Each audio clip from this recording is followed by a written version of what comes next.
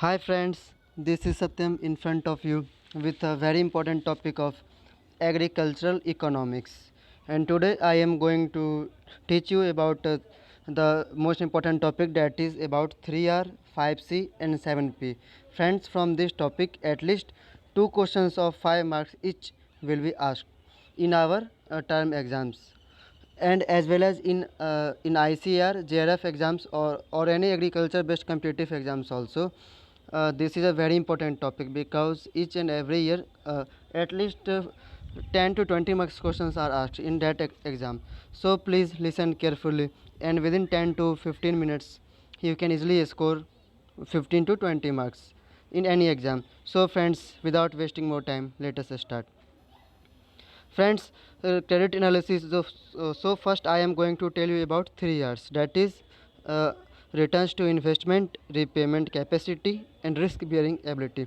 So friends, as you know that when a farmer approaches an institutional agency, that is simply we can call as a bank. So before giving money or loan to the farmer, bank assess three basic financial aspects, that is, will it generate returns more than the costs? Second thing, that the will the returns have surplus, that is to repay the loan when it falls due.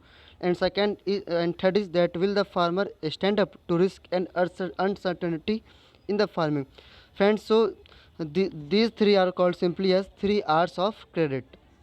That is, first we can say that returns from the proposed investment, that is, if we take a loan of rupees 1 lakh, then how much we are going to return, that is how much we are going to earn, that is at least 1.5 lakh or 2 lakh. So this is called the return from the investment. The however whatever money we have invested, how much returns we are getting, this is called returns from the investment.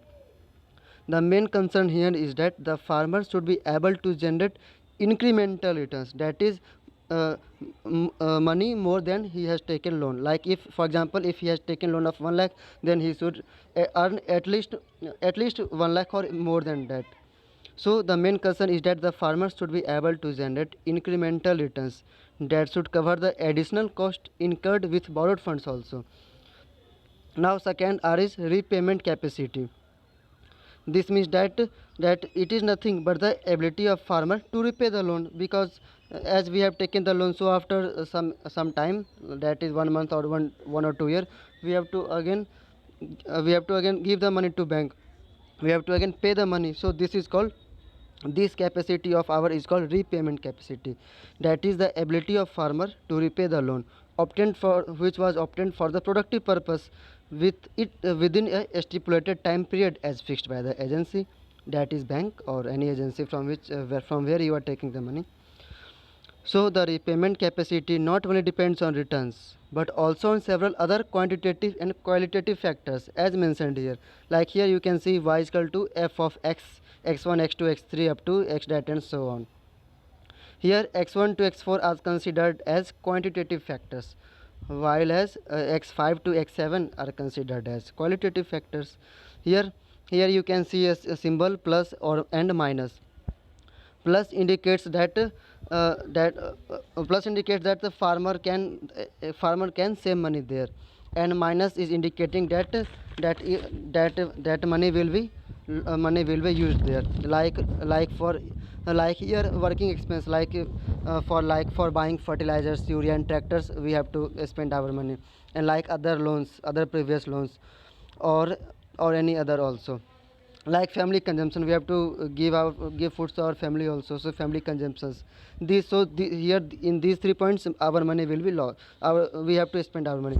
And in plus points we can gain, like if a farmer is literate, then he can save his money, or moral, if he is honest or integrity, or if he has a skill.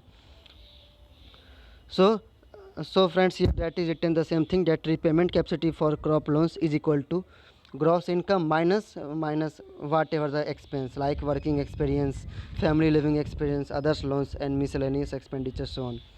Now, but in our country like India, very less farmers return the loan to the bank. So what are the causes, why very less farmers are returning?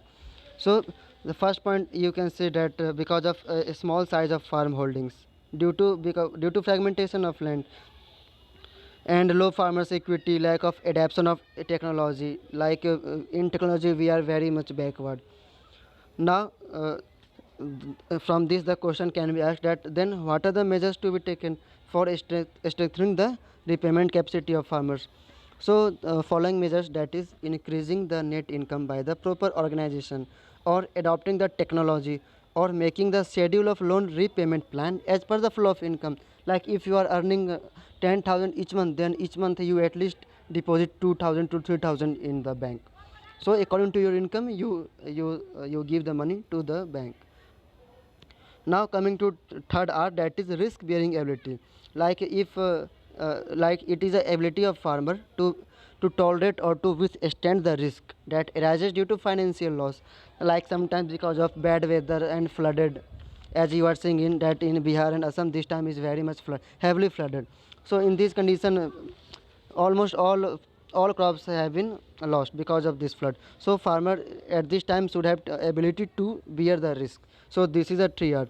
So 3Rs you have you simply understand. The first one to return from the investment, second one was the repayment capacity, and third one was to risk bearing ability of the farmers.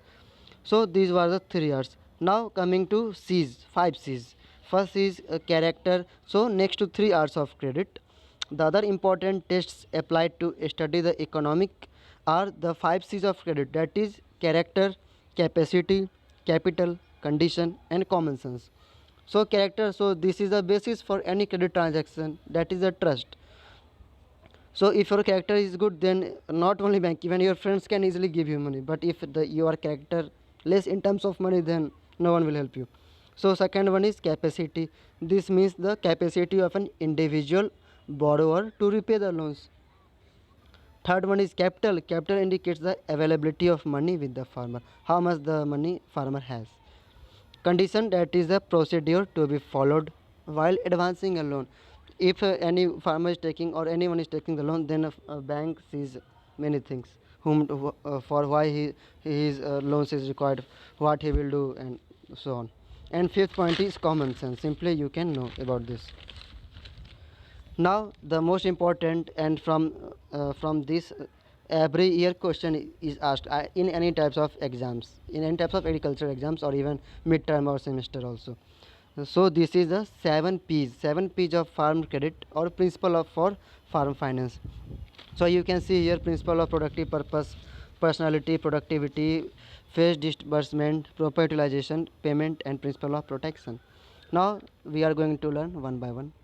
So principles of productive purpose, what does it mean? So it's, this principle simply refers that the loan amount which is given to a farmer, borrower should be capable of generating additional income.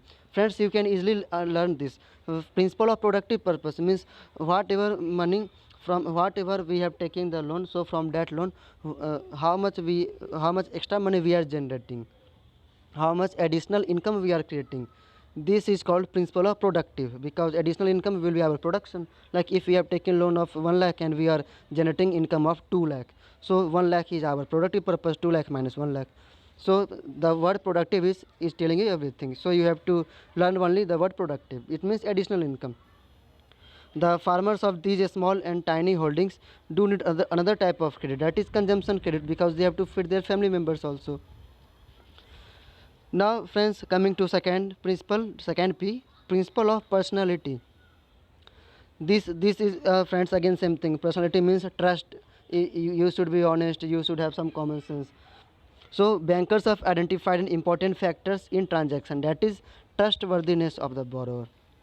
So this is very simple, that here you can see the example also, that when a farmer or borrower fails to repay the loan due to the crop failure caused by natural calamities like flood, earthquake and so on, then he will not be considered as willful defaulter. But if a large farmer who is using the loan amount profitably, means he has the money but still he is not paying the bank, then he will consider as willful defaulter.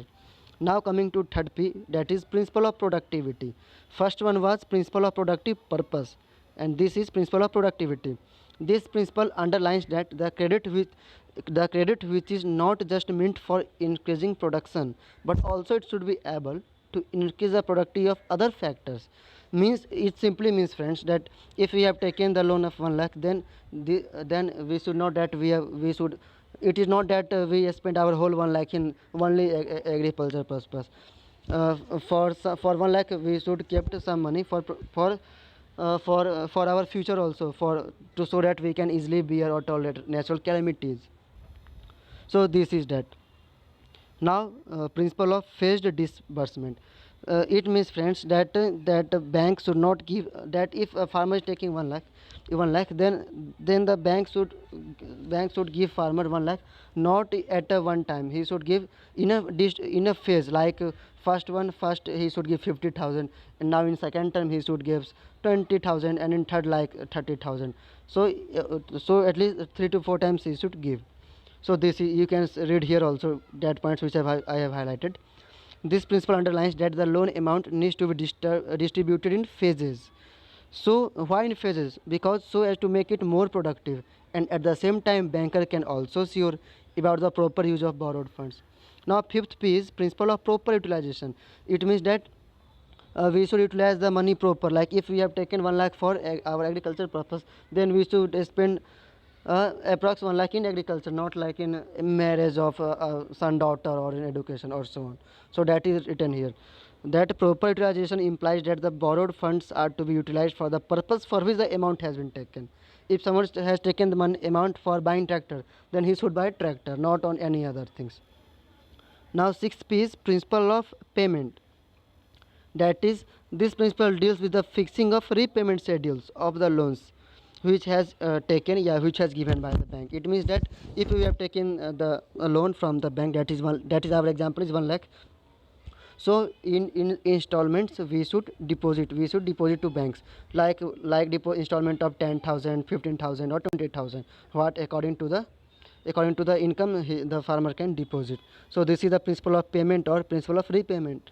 And now seventh or last, principle of protection. Because of unforeseen natural calamities like earthquake, flood, or you can now this time you can say about coronavirus also, many agricultural activities are very much affected. So because of that, institutional agencies like Simply Bank cannot keep away themselves from extending loans to farmers. Therefore they give insurance also, like insurance coverage, providing finance on production, taking securities, credit guarantee.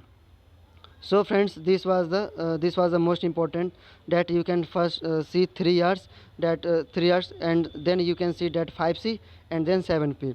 So first, that now I am summary. Now first R is return from investment, second is the repayment capacity, and third one, friends, you can simply that see that risk bearing ability.